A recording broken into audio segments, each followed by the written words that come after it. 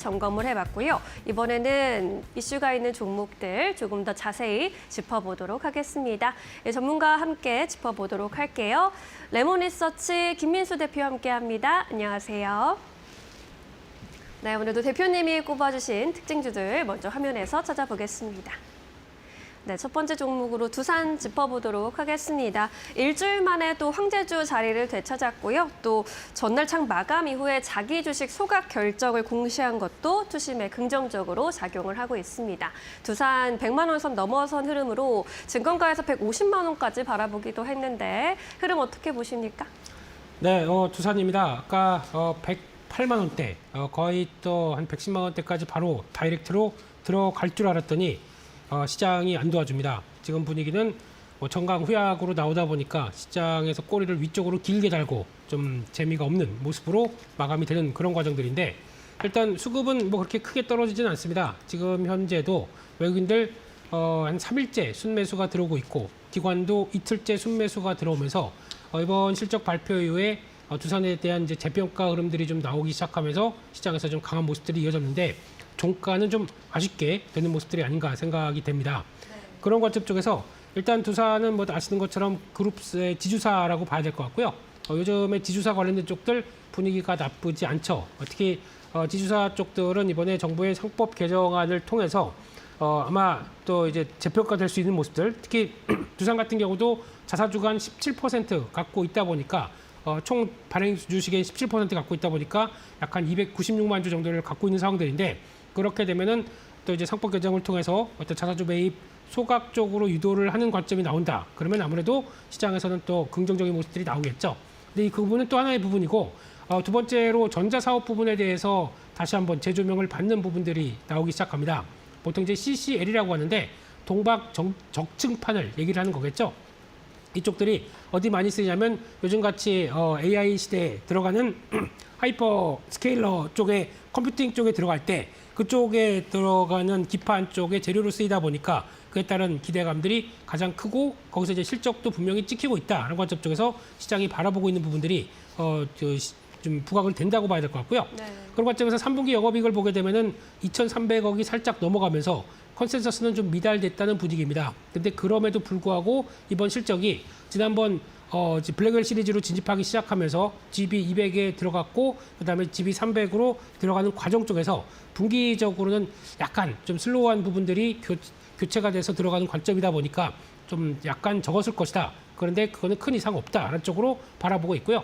그러면 이제 다음 분기부터 GB300으로 들어가기 시작하는 가속기 쪽이죠. 이쪽으로 들어가기 시작하고, 엔비디아가 이제 새로 내놓을 추론과 관련된 칩 쪽에, 루빈 쪽에 쪽에서도 기대가 된다라는 쪽들. 특히 지금은 콜 테스트가 거의 마무리가 되고 아마 이쪽에 이제 들어가는 게 거의 확정되는 분위기라고 보는데, 그렇게 되기 시작하게 되면 또 다른 변화가 나올 수 있겠다는 쪽에서 오히려 지난 부진한 실적이 아니라 앞으로 실적에 대한 기대감을 좀 키울 수 있겠다는 쪽들이 주가에 작용한다고 봐야 될 것 같고요.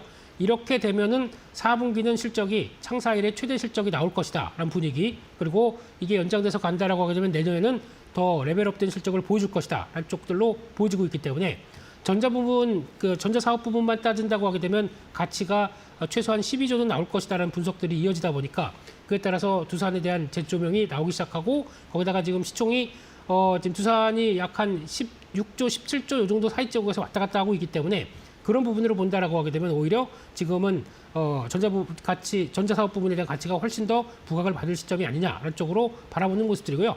또는 연결 실적으로 바라본다라고 하게 되면, 연결 실적에서 한때는 두산은 그룹 리스크의 어떤 원흉으로 많이 얘기를 하면서 두산에 대한 어떤 부진한 모습들이 오히려 할인 요인으로 많이 됐었는데, 지금 같은 경우는 우리 두산 에너빌리티라든가 두산 밥캣 같은 알짜 자회사들이 같이 연결을 되기 시작하면서 두산 쪽에서 훨씬 더 연결 이익을 좋게 만들 수 있겠다는 쪽들이 조금 부각을 받고 있다는 쪽에서 흐름을 보게 되면 역시나 기대감이 좀 높아진다라고 봐야 되겠죠. 네. 그런 쪽에서 지금 많이 얘기하는 CCL이라고 하는 그 적층판 외에도 지금 두산 전자사업부가 하는 쪽들이 메모리 패키지 기판과 관련된 쪽들이 있고요. 거기다가 또 데이터 센터에 들어가는 네트워크 장비 쪽들도 수요가 같이 늘어난다라고 하게 되면 이쪽도 통합적으로 다 같이 지금 같은 AI 시대에 AI 인프라와 관련된 종목 쪽으로 충분히 손색이 없는 게 아니냐라는 관점들이 부각받다 보니까 시장에서는 이런 긍정적인 반응들이 이어졌다라고 봐야 될 것 같고요.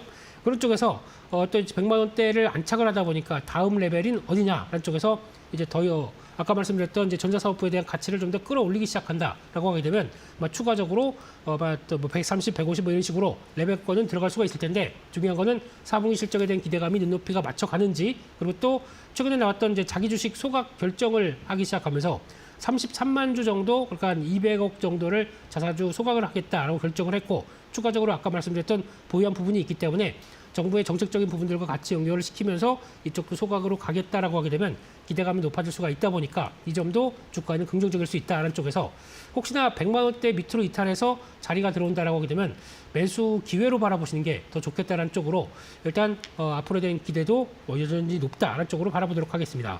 네, 이 정부 정책 모멘텀에 더해서 실적에 대한 기대감도 쌓아가고 있는 상황이고요. 앞으로 장밋빛 전망 나오고 있다는 점 참고해 보시면 좋겠습니다. 자, 첫 번째 특징주 만나봤고요. 이번에는 두 번째 특징주로 넘어가 볼까요?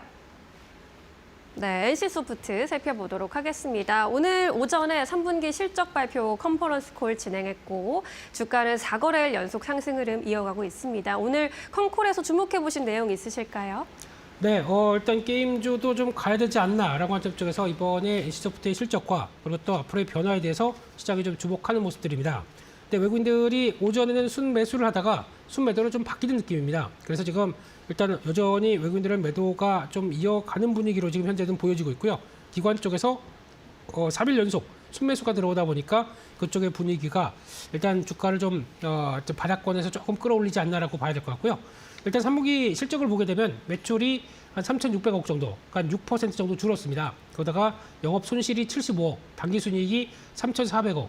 뭐 이렇게 정리가 안 된 실적을 발표했나라고 볼 수 있는데 네. 영업 손실은 지금 구조조정 중입니다. NC소프트가 그동안 갖고 있던 인력들을 구조조정하면서 들어갔던 퇴직 위로금이 이어지다 보니까 이거는 일회성 비용이겠죠. 되게 잡혔다라고 봐야 될 것 같고 또 당기 순이익이 갑자기 늘었던 쪽은 NC타워 1을 매각을 했습니다. 구조조정 차원이겠죠. 그래서 지금 우리 실적은 구조조정 중에 나오는 실적이기 때문에 너무 신경 쓰지 마세요. 라는 쪽들에 대한 컨퍼런스 콜 내용들이 가장 컸다라고 봐야 될 것 같고요. 네. 그렇게 되면 이제 세부적인 내용들 쪽에서 앞으로 그러면 주가는 어떤 선행할 수 있는 그래서 앞으로 기대감을 얼만큼 채울 수 있을 것이냐에 대해서 가장 관심이 높기 때문에 그런 부분들이 어떻게 들어가냐라고 봤을 때 이번에 나오는 지스타 2025 그러니까 국내 최대 게임쇼죠. 그쪽에서 나오는 부분들을 더 시장은 또 많이 바라볼 것이다라고 보고 있는데 그런 쪽에서 지금 보여줬던 어떤 해외 쪽이나 로열티 매출 쪽이 그래도 그나마 전체 매출에서 40%를 차지하고 23% 증가했던 모습들을 봤을 때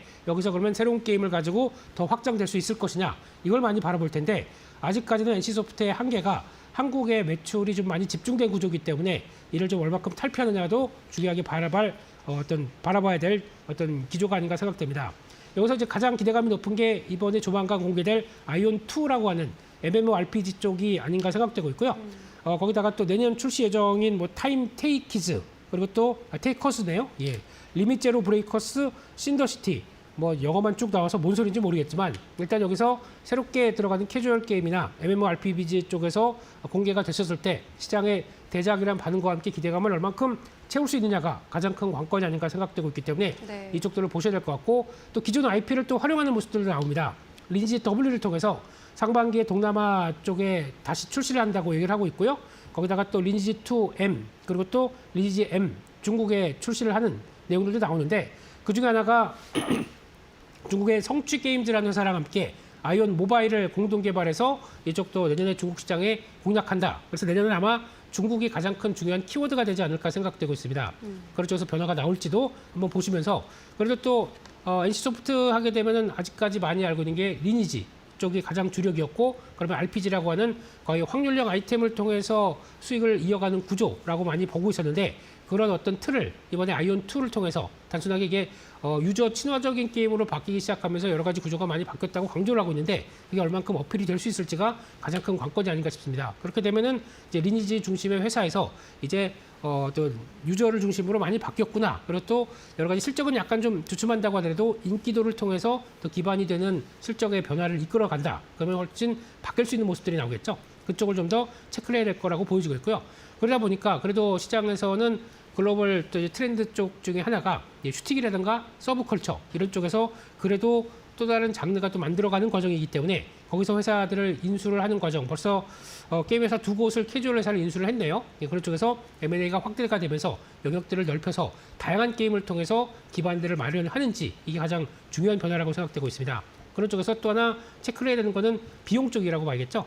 비용이 지금 절감을 하면서 PC 쪽으로 자체 결제를 들어가다 보니까 PG사가 같이 들어가서 나오는 비용 발생 부분 외에는 오히려 또 자체 결제다 보니까 오히려 이걸 아낄 수 있다라는 쪽들, 또 서버 관련 비용도 아낀다라는 쪽에서 구조조정이 진행되면서 좀 타이트한 비용 구조를 가져가기 시작하면서 나오는 수익성들을 앞으로 시장은 많이 챙겨볼 것이다라고 보는데 제일 중요한 거는 게임의 성과라고 봐야 될 것 같습니다. 신규 게임을 얼만큼 잘 만들어서 어떤 이 기대감을 끌어올릴 수 있느냐라는 쪽이기 때문에 아마 아이온2에 대한 이 지스타의 반응이 주가에는 가장 중요한 첫 번째 단계겠다 이렇게 생각을 하고 있습니다.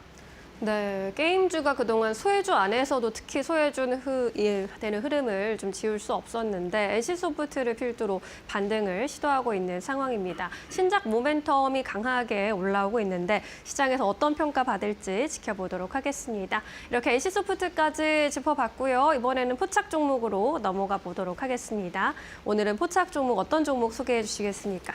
네, 요즘 뭐 반도체 아니면은 거의 시장이 재미가 없는 구조로 나가기 시작하는데 그래도 봐야 될 섹터는 조선 쪽이 아닌가 싶어서 네. 지금같이 최근에 좀 부진한 모습들이라고 하더라도 조선 쪽에서는 계속 또 관심을 갖고 봐야겠다. 오히려 이렇게 시장에서 관심 없고 소외될 때가 어떤 중요한 변화가 아닐까 생각되고 있기 때문에 관련해서 HD 한국조선해양의 흐름들 한번 말씀을 드리고 싶습니다. 네. 이 회사는 일단 약간 중간 지주사 역할을 하고 있는 모습들이죠. 그런 쪽과 함께 밑에 HD 현대사무중공업과 같은 회사를 같이 갖고 있다 보니까 약간 지주사 겸 또 직접 사업하는 회사까지도 같이 연결되는 그런 모습들로 봐야 되겠죠. 그런 쪽에서 일단 조선주가 요즘 왜 이렇게 힘이 없느냐라고 했었을 때 지난번 실적 발표를 하고 아주 눈높이에 맞는 그 이상으로 실적을 보여주다 보니까 기대감이 차는 모습들 나왔고 일단 APEC 정상회담을 통해서 한미 간 정상회담을 이어갔는데 거기서 나오는 대표적인 쪽에서 지금 추가적인 어떤 마스가와 관련된 쪽에 대한 속도가 나지 않는다라는 쪽에서 아직까지 핵 잠수함과 관련된 얘기들이 계속 오가는 과정 쪽에서 아직 팩트 시트와 함께 뭐 성과를 어떻게 냈다라고 보기가 좀 어렵다라는 쪽에서 조금 좀 불확실한 모습들이 좀 시장에 좀 커졌다고 봐야 될 것 같고요. 게다가 또 중요한 게 수주죠. 10월 세계 선박 수주량을 보게 되면 작년 동기 대비해서 40% 가까이 줄었다라는 쪽들이고 게다가 누적 점유율 올해로 봤을 때는 중국이 59%대로 이어가고 있고 한국이 21% 그러다 보니까 우려감이 높은데 이쪽도 중국 같은 경우는 일단 돈이 되든 안 되든 다 수주를 하는 경향들이 있고 한국 같은 경우는 거의 2027년, 8년 정도 초반까지는 거의 돈이 다 찬 상태이기 때문에 우리가 굳이 뭐 저가 수준은 안 하겠다라는 입장 쪽에서 돈 되는 것만 피킹하는 과정에서 나오는 변화라고 봐야 되기 때문에 우리가 중국한테 밀린다라고 보기는 어렵다고 봐야 될 것 같습니다. 그만큼 조선사들은 수익성을 더 챙긴다는 관점 쪽으로 봐야겠죠. 그런 쪽에서 일단 수주 관련된 쪽을 보게 되면은 일단 지금 고성과 그러니까 높은 성과가 반영된 수주가 올해 84조 원대. 그래서 작년 대비해서 8% 이상 증가하는 모습들이기 때문에 이쪽들도 앞으로 된 실적에서는 어느 정도 좀 도움이 될 수 있겠다라고 바라보고 있는 상황들이고요.